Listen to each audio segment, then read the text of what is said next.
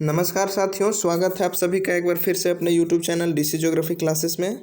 यदि चैनल पर नए हैं तो चैनल को सब्सक्राइब कर लीजिए और बेल आइकन को प्रेस कर लीजिए ताकि हर नई वीडियो की नोटिफिकेशन आप तक आसानी से पहुंचती रहे। तो चलिए आज के सेशन की शुरुआत करते हैं। और आज के सेशन में हम लोग देखेंगे झारखंड की मिट्टी को। अभी तक हम लोगों ने झारखंड के भूगोल में झारखंड का परिचय, भौगोलिक स्थिति, विस्तार, जलवायु, मौसम आदि चीज़ों को देखा है और समझा है अच्छे तरीके से। तो आज के सेशन में हम लोग बात करने वाले हैं झारखंड की मिट्टी के बारे में, जो कि झारखंड के किसी भी एग्ज़ाम के पॉइंट ऑफ व्यू से काफ़ी इम्पोर्टेंट है। तो चलिए शुरू करते हैं आज के सेशन की। और सबसे पहले हम लोग बात करेंगे झारखंड की मिट्टी की। तो झारखंड के मिट्टी की बात करें या फिर कहीं की भी मिट्टी की बात करें, तो जो भी हमारी पृथ्वी है इसकी ऊपरी परत को ही हम लोग मिट्टी कहते हैं। ठीक है। पठारी भागों की जमीन में खनिज एवं चट्टानों के अपक्षय के फलस्वरूप अवशिष्ट बनते रहते हैं। ठीक है, यहाँ इस चीज़ को समझिएगा। जो भी पठारी क्षेत्र है, जो भी प्लेटू वाले रीजन्स होते हैं, वैसे क्षेत्रों में जो मिनरल्स हैं रॉक में, चट्टानों में, उसका अपक्षय होता है, वेदरिंग होता है, जिसके रिजल्ट क्या होते हैं? तो अवशिष्ट बनते रहते हैं। और इसी अवशेष से बनी मिट्टी को हम लोग कहते हैं रेसिडुअल सॉइल या अवशिष्ट मिट्टी। आई होप कि क्लियर होगा। अब निर्माण प्रक्रिया की दृष्टि से झारखंड में पाई जाने वाली मिट्टी अवशिष्ट मिट्टी है। क्वेश्चन बन सकता है, निर्माण प्रक्रिया की दृष्टिकोण से झारखंड की मिट्टी कौन सी मिट्टी है? तो वो अवशिष्ट मिट्टी है। अब अवशिष्ट मिट्टी क्यों है? तो अभी हम लोगों ने देखा है यहाँ पे कि कोई भी पठारी क्षेत्र होता है, तो पठारी क्षेत्र में जब रॉक्स का अपक्षय होता है, वेदरिंग होता है, उसके रिजल्टेंट क्या होता है कि जो मिट्टी बनती है वो अवशिष्ट प्रकार की बनती है, रेसिडुअल टाइप की मिट्टी बनती है। ठीक है। अब हम बात करें अगर झारखंड में मिट्टी का जो वर्गीकरण है, क्लासिफिकेशन है, तो झारखंड में जो मिट्टी का क्लासिफिकेशन वो किया गया है मुख्यतः 6 भागों में। जैसे पहला है आपका रेड सॉइल, दूसरा है ब्लैक सॉइल, फिर है जलोढ़ मिट्टी, रेतीली मिट्टी, अभ्रक मूलक मिट्टी और लेटेराइट मिट्टी। ठीक है। तो यही झारखंड की मिट्टियां हैं जिसको हम लोग आज एक एक करके देखेंगे और समझने की कोशिश करेंगे। आई होप कि आज का सेशन आपको काफ़ी हेल्पफुल होगा, आपको झारखंड की मिट्टी को समझने में। तो अब एक एक करके हम लोग देखते हैं। सबसे पहले हम लोग देखेंगे रेड सॉइल, लाल मिट्टी। ठीक है। तो लाल मिट्टी को हम लोग देखें तो झारखंड के अधिकांश क्षेत्रों में लाल मिट्टी पाई जाती है। ठीक है। अगर मैक्सिमम पूछे झारखंड में तो लाल मिट्टी ही पाई जाती है। यह राज्य के सर्व प्रमुख मिट्टी है। अगर कोई भी मिट्टी जिस क्षेत्र रीजन में मैक्सिमम यानी ज़्यादातर पाया जाएगा वही तो मेन मिट्टी होगी। तो झारखंड में लाल मिट्टी अधिकांशतः पाई जाती है, इसलिए ये झारखंड की प्रमुख मिट्टी है, जो छोटा नागपुर के लगभग 90% क्षेत्र में पाई जाती है। अगर ओवरऑल आप देखेंगे तो अप्रॉक्स 90% मिट्टी ये झारखंड में पाई जाती है, रेड सॉइल। ठीक है। यह नीस एवं ग्रेनाइट चट्टानों के अवशेष से बनी है। अब ये काफ़ी इंपॉर्टेंट हो जाता है कि जो रेड सॉइल है झारखंड में वो किसके मिश्रण से बना है? तो ग्रेनाइट और नीस के मिलने से रेड सॉइल का फॉर्मेशन हुआ है झारखंड में। ठीक है। अब इसीलिए ये जो सॉइल है वो कम उपजाऊ है। ग्रेनाइट और नीस के मिक्सचर से ये सॉइल बनी है, इसके कारण ये मिट्टी काफ़ी कम उपजाऊ है। इस मिट्टी में अन्न के रूप में बाजरा की खेती होती है। ठीक है। मक्का की भी होती है और बाजरा का। तो ये 2 प्रमुख फसल है जो लाल मिट्टी में उगाई जाती है, पहला मक्का और दूसरा बाजरा। ठीक है। अब देख सकते हैं रेड सॉइल का इस टाइप को आपको देखने को मिल जाएगा आपके आसपास के क्षेत्रों में भी। और जब हम लोग झारखंड के भौतिक प्रदेश पढ़ रहे थे तो उसमें भी हम लोगों ने देखा था कि जो टाड़ और दोन को हम लोग देखा था, तो जो लाल मिट्टी है अक्सर टाड़ में देखने को मिलता है। ठीक है, झारखंड में। अब हम नेक्स्ट बात करें तो ब्लैक सॉइल, काली मिट्टी। काली मिट्टी की बात करते हैं तो काले एवं भूरे रंग की यह मिट्टी राजमहल के पहाड़ी क्षेत्रों में पाई जाती है। राजमहल का पहाड़ी जो कि झारखंड का उत्तर पूर्वी क्षेत्र है। ठीक है। तो काली मिट्टी झारखंड के किस रीजन में? उत्तर पूर्वी क्षेत्र में। अगर स्पेसिफिक पूछ दे तो राजमहल के पहाड़ी वाले क्षेत्रों में पाई जाती, ठीक है। और ये जो क्षेत्र है इसमें बेसाल्ट के अपक्षय से ये जो सॉइल का फॉर्मेशन हुआ है वो बेसाल्ट के वेदरिंग से हुआ है, अपक्षय से हुआ है, ठीक। यह मिट्टी धान एवं चने की खेती के लिए उपयुक्त होती है।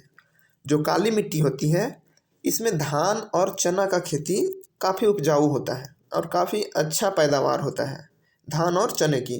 किस मिट्टी में? तो काली मिट्टी में, ठीक है। इसमें पोटास, कायोलिन, मैग्नीशियम और लौह ऑक्साइड पाए जाते हैं। अब देखिए ये जो मिट्टी है काली मिट्टी जो चना और धान के लिए उपयुक्त मानी जाती है, इसमें पाया क्या क्या जाता है? तो इसमें पोटास पाया जाता है, कायोलिन पाया जाता है, मैग्नीशियम पाया जाता है और लौह ऑक्साइड पाया जाता है, ठीक है। अब देखिए जैसे ही ब्लैक सॉइल नमी के संपर्क में आता है यह मिट्टी अपने ऊपरी परत पर क्ले निर्माण करती है, ठीक है। क्ले का निर्माण। अब क्ले क्या होता है? तो आप लोग जब देखिएगा, ये देखिए काली मिट्टी का क्षेत्र है। अब जब जैसे ही इस रीजन में बारिश हो जाए, ठीक है, जैसे ही इस रीजन में बारिश हो जाए तो क्या होगा कि मिट्टी जब आपस में भीगेगी ना तो ये एक ऐसा मतलब चिपचिपा टाइप से बनेगा जिसे हम लोग कीचड़ कह सकते हैं, ठीक है। तो जब भी काली मिट्टी अपने मॉइस्चर यानी नमी के संपर्क में आती है तो ये क्ले का निर्माण करती है। क्ले इन द सेंस कि जो एकदम सबसे मिट्टी का ऊपरी परत मुलायम परत है जो एकदम शैम्पू की तरह होता है। आप समझ सकते हैं कीचड़ को, ठीक है। तो क्ले का निर्माण होता है कब? काली मिट्टी में। जब काली मिट्टी नमी के संपर्क में आता है, मॉइस्चर के कांटेक्ट में आता है, ठीक है। नमी के कारण यह मिट्टी कैसी होती है? भुरभुरी बन जाती है, यानी ये ज़्यादा हार्ड नहीं, सॉफ्टनेस आ जाता है इसमें जब ये मॉइस्चर के कांटेक्ट में आता है, ठीक है। नेक्स्ट हम बात करते हैं लेटेराइट मिट्टी की। तो लेटेराइट मिट्टी गहरे लाल रंग की, इस मिट्टी में क्या होता है? लौह ऑक्साइड, चूना, फास्फोरस और पोटास भी पाया जाता है, ठीक है। तो जो लेटेराइट मिट्टी है इसमें कौन कौन से कंटेंट पाए जाते हैं? तो आयरन ऑक्साइड और चूना जिसको हम लोग कास्ट कहते हैं, फास्फोरस और पोटास, ये लेटेराइट मिट्टी में पाए जाते हैं। इसमें आयरन ऑक्साइड की मात्रा अधिक होती है। जो लेटेराइट मिट्टी होती है इसमें आयरन ऑक्साइड की अधिकता होती है। साथ ही एल्युमिनियम और मैग्नीज भी प्रचुर मात्रा में पाए जाते हैं। लेटेराइट मिट्टी में आयरन ऑक्साइड, चूना, फास्फोरस, पोटास, उसके साथ एल्युमिनियम और मैग्नीज भी पाया जाता है। लेकिन इन सब में से जो आयरन ऑक्साइड है इसका कंटेंट सबसे अधिक होता है, इसकी मात्रा सबसे अधिक होती है लेटेराइट मिट्टी में। इसी कारण इसकी उर्वरा शक्ति कम होती है। अब लेटेराइट मिट्टी की उर्वरा शक्ति कम होने का कारण क्या है? तो आयरन ऑक्साइड। जिस किसी भी मिट्टी में आयरन ऑक्साइड का कंटेंट अधिक मिलेगा ऐसी मिट्टी काफ़ी कम उपजाऊ होती है, ओके। अब हम बात करें लेटेराइट मिट्टी के, तो इस मिट्टी में अरहर और अरंड की खेती की जाती है। अरंड समझते होंगे, अरंडी जिसको कहते हैं देहाती में या आम बोलचाल की भाषा में झारखंड के अरंडी। तो अरहर और अरंडी की खेती इसमें होती है लेटेराइट मिट्टी में, ठीक है। अगर हम झारखंड के मुख्य फसल की बात करें तो झारखंड की मुख्य फसल धान है, ठीक है। झारखंड की मुख्य फसल धान है, ये आपको ध्यान रखना है। अब देख लीजिए लेटेराइट मिट्टी को, इसमें क्या होता है? इसमें छोटे छोटे कंकड़ जैसे होते हैं जो काफ़ी हार्ड होते हैं और इसी के कारण ये मिट्टी काफ़ी कम उपजाऊ होती है। बहुत सारे फसल इसमें नहीं उग सकते। इसमें केवल अरहर और अरंडी जो भी बताए वही दोनों फसल है जो इसमें उगाए जा सकते हैं। अदरवाइज और कोई फसल इसमें सस्टेन नहीं कर सकेगा क्योंकि आयरन ऑक्साइड इसमें काफ़ी अधिक है। और दूसरी बात कि इसमें जो मिट्टी है ये इसमें कंकड़ पत्थर का अधिक मात्रा है, ठीक है। अगर इसकी विस्तार की बात करें तो झारखंड के पश्चिमी क्षेत्र, ठीक है, जो पाट का क्षेत्र है, पलामू के दक्षिणी क्षेत्र, संथाल परगना में राजमहल के पूर्वी क्षेत्र, सिंहभूम के ढालभूम क्षेत्र और दक्षिण पूर्वी क्षेत्र में ऐसी मिट्टी पाई जाती है। तो इसमें आपको सबसे ज़्यादा ध्यान रखना है संथाल परगना, ठीक है, लेटेराइट मिट्टी के लिए, राजमहल का पूर्वी भाग और एक ढाल भूमि, ठीक है, ये आपको ध्यान रखना है जिसमें लेटेराइट मिट्टी पाई जाती है। नेक्स्ट हम बात करें हैं अभ्रक मूलक, यानी जो माइका बेस्ड सॉइल है जिसमें अभ्रक की मात्रा अधिक है, या हम कह सकते हैं कि जिन क्षेत्रों में अभ्रक अधिक मात्रा में पाया जाता है ऐसे क्षेत्रों में जो मिट्टी पाई जाती है वो अभ्रक मूलक है। अभ्रक की खानों से अपक्षय के कारण, अब देख लीजिए, अभ्रक की खान से जो अपक्षय होता है यानी माइंस, जो अभ्रक का माइंस है का जहाँ से अभ्रक की खुदाई होती है, ऐसे क्षेत्रों में जो अपक्षय के कारण इसके आसपास के क्षेत्रों में ये मिट्टी पाई जाती है। सपोज कोई क्षेत्र ये अभ्रक रीजन है, अभ्रक का क्षेत्र है, ठीक है, अब यहाँ बारिश हुई, अब जिसके कारण यहाँ के जो रॉक है, चट्टान है या जो भी सरफेस है उसमें अपक्षय हुआ, और अपक्षय होने के बाद जो ये डिपोजिशन होगा, निक्षेपण होगा, उससे जो मिट्टी का निर्माण होगा वो ही मिट्टी को हम लोग अभ्रक मूलक मिट्टी कह रहे हैं। अभ्रक मूलक कहने का तात्पर्य है कि इसमें अभ्रक का कंटेंट ज़्यादा मिलता है, इसीलिए हम लोग इसको अभ्रक मूलक कहते हैं। आई होप कि क्लियर होगा। अब शुष्कता के कारण इसका रंग हल्का गुलाबी होता है। जो एरिडिटी है, शुष्कता है, उसी के कारण इस मिट्टी का जो रंग होता है, कलर होता है, वो कैसा होता है, तो हल्का गुलाबी होता है, ठीक है। अगर इसके रीजन्स की बात करें, क्षेत्र की बात करें, तो ये कोडरमा में, आपको मांडू में, बड़का गांव में और झुमरी तिलैया में मिल जाएगा। जहाँ पर अभ्रक पाया जाता है इसी क्षेत्र में ये मिट्टी पाई जाती है। क्यों? क्योंकि जो अभ्रक का कंटेंट से रॉक बना है, जब तक उसका वेदरिंग नहीं होगा, अपक्षय नहीं होगा, तब तक उसका कहीं डिपोजिशन नहीं होगा। जब डिपोजिशन नहीं होगा तो ये मिट्टी का फॉर्मेशन नहीं होगा। तो इसीलिए जिन क्षेत्रों में अभ्रक पाया जाता है उन्हीं क्षेत्रों में अपक्षय के कारण अभ्रक मूलक मिट्टी का निर्माण होता है। आई होप कि क्लियर होगा। ओके, कृषि के दृष्टिकोण से यह मिट्टी उपयोगी नहीं है, लेकिन कहीं कहीं इस मिट्टी में कोदो और कुर्मी फसलें उगाई जाती है। कोदो आप लोग समझ रहे होंगे, जिसको गोंदली कहते हैं झारखंड में शायद। कोदो एक प्रकार का धान ही है, और इसका जो धान है वो काफ़ी छोटा छोटा दाना होता है।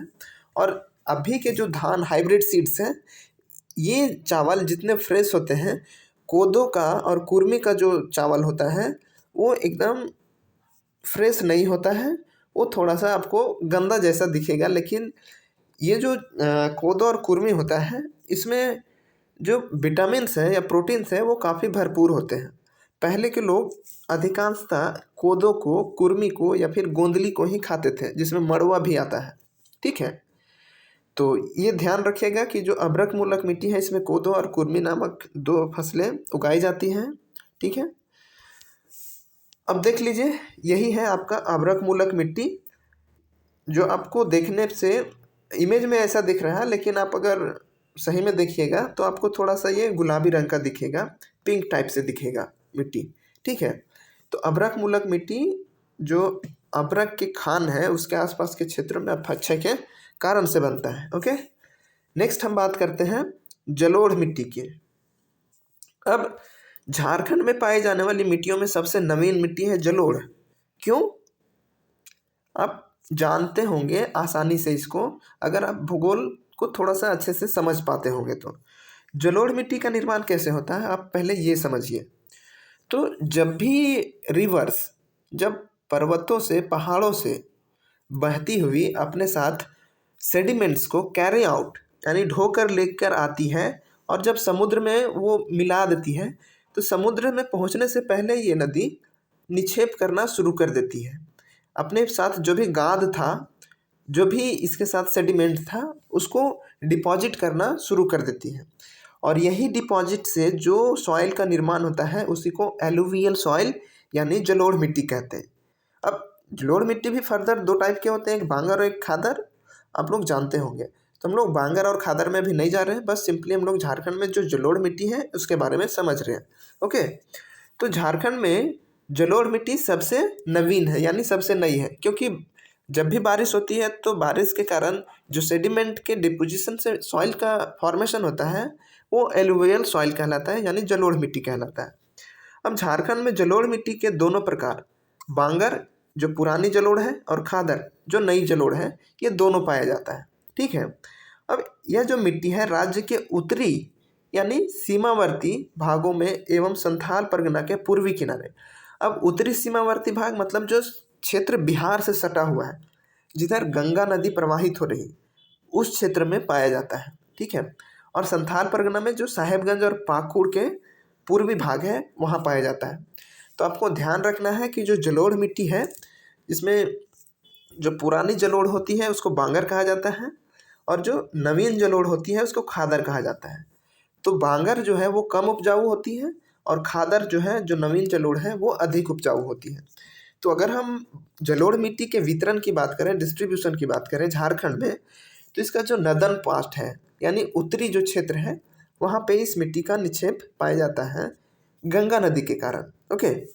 अब इस तरह की मिट्टी बहुत उपजाऊ होती है। ठीक है। जो धान और गेहूं की खेती के लिए उपयुक्त होती है। स्वाभाविक सी बात है कि जब नदी अपने साथ सेडिमेंट को डिपॉजिट करती है, लेकर आती है और डिपॉजिट करती है, तो उसमें बहुत सारे मिनरल्स होते हैं जो कि कोई भी फसल या क्रॉप के लिए काफ़ी फर्टाइल होते हैं। तो जो जो एलुवियल सॉइल है, जलोढ़ मिट्टी है, ये काफ़ी फर्टाइल यानी उपजाऊ होती है। अब उपजाऊ होती है तो इसमें धान और गेहूँ काफ़ी अधिक मात्रा में उगाया जाता है। ठीक है। ऐसे क्षेत्रों में जहाँ पे आपको इस टाइप का जलोढ़ मिट्टी मिलता हो। ठीक है।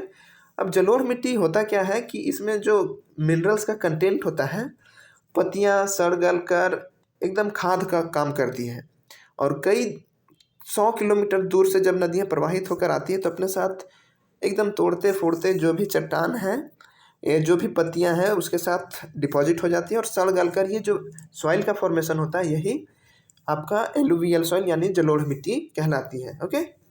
आज की हम लोग लास्ट सॉइल की बात करते हैं झारखंड की, जिसको हम लोग रेतीली सॉइल कहते हैं।